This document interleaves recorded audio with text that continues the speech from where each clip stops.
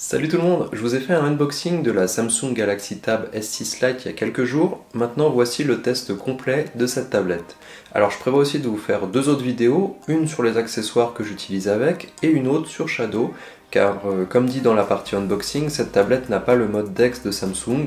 Par contre on peut utiliser Shadow et finalement c'est encore mieux. Pensez donc à vous abonner à la chaîne si ce n'est pas déjà fait pour ne pas rater ces futures vidéos.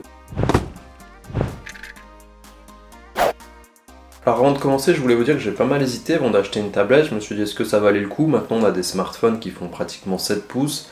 Est-ce qu'avoir simplement un écran un petit peu plus grand, ça va vraiment me changer quelque chose? Et en fait oui, vraiment.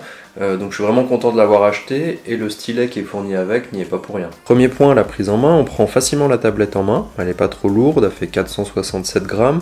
On est sur une taille d'écran de 10 pouces,4. On est sur des dimensions de 244,5 mm sur 154 mm sur 7. Le S Pen est aimanté et vient se fixer sur le côté. Dans cette configuration là, ça peut venir gêner et on risque de le faire tomber. Quand on est en format paysage, dans ce cas là, pas de souci, le stylet ne gêne pas. Les deux haut-parleurs se trouvent de chaque côté et on ne les bloque pas avec nos mains. Maintenant, si on vient glisser la tablette dans un sac, il faut faire attention au stylet encore une fois. Alors pour pallier à ça, il vaut mieux utiliser la Coverbook qui elle a un emplacement pour ranger le stylet et éviter tout risque de perte. Elle coûte quand même 70 €. Je l'ai eu offerte en précommande. En plus de tenir le stylet, elle protège l'écran, le dos de la tablette bien entendu, et vous permet de le mettre en position de lecture. A voir si des modèles compatibles seront dispo et qui coûteront peut-être un peu moins cher. Le dos mat est du plus bel effet, on retrouve le port USB-C, les haut-parleurs AKG et un port jack. En parlant des haut-parleurs, voici ce que ça donne. La chaîne parle de produits chinois. Alors en fait, j'ai pas trouvé de modèle de tablette équivalent chinois qui serait assez intéressant. Donc c'est pour ça que j'ai longtemps hésité. Je me suis dit que ça serait quand même intéressant que je vous la présente. Pendant qu'on regarde une vidéo, parlons de l'écran. L'écran n'est pas AMOLED comme sur la version standard. On a un écran LCD TFT. C'est moins bien forcément, mais on est sur une tablette à environ 400 € pour la version Wi-Fi et 470 € pour la version 4G. La version standard est-elle autour des 600 € pour la version Wi-Fi. Alors il fallait bien trouver quelques points pour baisser le prix. Dans mon cas, ça me dérange pas du tout pour regarder les vidéos, pour surfer, etc. On est quand même sur une tablette Samsung, donc même si c'est un écran LCD, la qualité elle est pas si mauvaise que ça. Alors sur ce modèle, pas de capteur d'empreinte non plus. On a un système de code PIN ou la reconnaissance faciale. Alors un autre point qui fait appel à l'écran et aux haut-parleurs, les jeux. Le processeur c'est un Exynos 9611. Voici son score AnTuTu si vous souhaitez comparer, alors on peut quand même jouer avec sans souci. Je vous recommande quand même la manette pour pas vous fatiguer les bras. Ici on a 4 Go de RAM et 64 Go de stockage, extensible via microSD jusqu'à 1 Tera. Donc 4 Go c'est pas incroyable quand on voit ce qu'on a dans les smartphones, mais j'ai pas senti de ralentissement particulier. J'ai aussi pris cette tablette pour l'utiliser avec Shadow. Je vais sortir une vidéo dessus, et comme vous le verrez, la puissance de la tablette ne sera plus du tout un souci.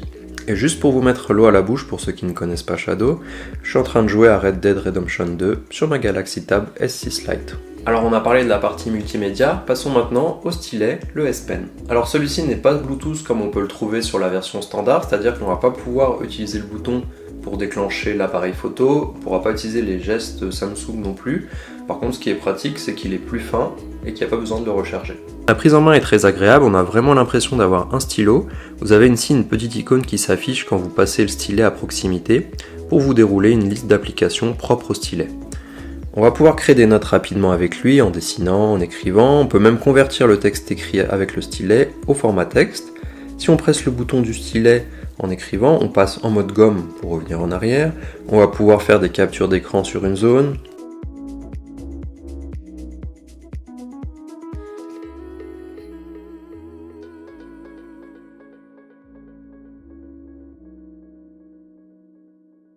faire des messages personnalisés, on a l'application PenUp qui vous permet d'avoir accès à des coloriages, des exemples de dessins à reproduire aussi si vous voulez vous y mettre, donc c'est très sympa pour passer le temps.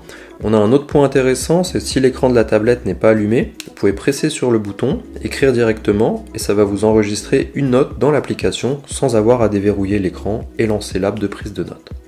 On peut aussi en regardant une vidéo ouvrir l'application Notes, la mettre en transparence et prendre des notes tout en regardant sa vidéo. On va même pouvoir ouvrir deux applications en parallèle, séparer l'écran en deux, ce qui vous permet de prendre des notes en dessous, regarder une vidéo YouTube au-dessus ou votre série, continuer à surfer, donc c'est vraiment sympa.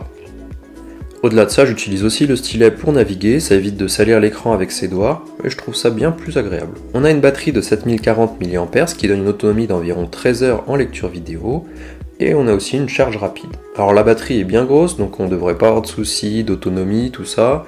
Bien entendu, si vous voulez, vous pouvez aussi prendre une powerbank en plus avec vous quand vous sortez, et vous pouvez passer la journée dehors sans souci.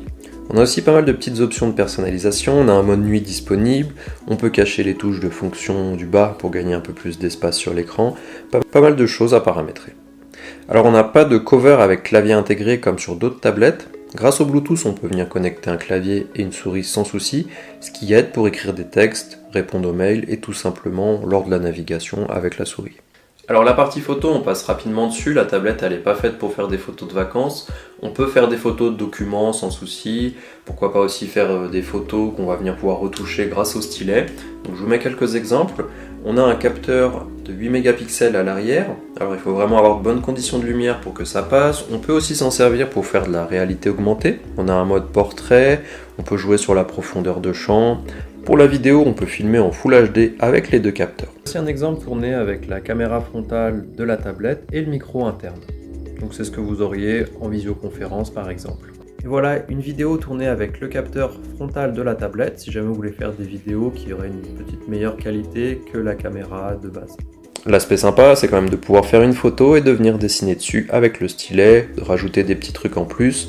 Ça peut aller aussi pour faire des petites vidéos pour les réseaux sociaux, on peut venir les personnaliser et apporter une petite touche en plus. Alors qu'est-ce que je pense de cette tablette ? Moi j'en suis vraiment très content, j'arrête pas de l'utiliser depuis que je l'ai. Le gros point positif pour moi c'est d'avoir ce stylet qui est fourni avec, parce que l'écran il est pas incroyable, etc. Il y avait le modèle de la Galaxy Tab S5e qui a un meilleur écran, je crois qu'elle est même plus puissante, mais qui n'a pas de stylet. Et pour moi c'est ce qui a fait la différence et je regrette pas mon choix. Alors moi je cherchais un appareil qui soit facilement transportable, que je puisse l'utiliser aussi bien en prise de notes quand je regarde par exemple une présentation, quelque chose comme ça, que je puisse aller dans le salon avec et peut-être rédiger, écrire des mails, prendre des notes pour préparer mes vidéos, des choses comme ça. Alors c'est mieux d'utiliser quand même un clavier Bluetooth en plus, parce que sinon la prise de notes sur un écran c'est jamais terrible. Donc j'en suis pleinement satisfait, j'ai plus qu'à apprendre à dessiner pour vraiment profiter du stylet et puis ça sera parfait quoi. Voilà, donc si vous avez d'autres questions, n'hésitez pas à les laisser en commentaire, j'essaierai d'y répondre au mieux et puis on se voit dans la prochaine vidéo.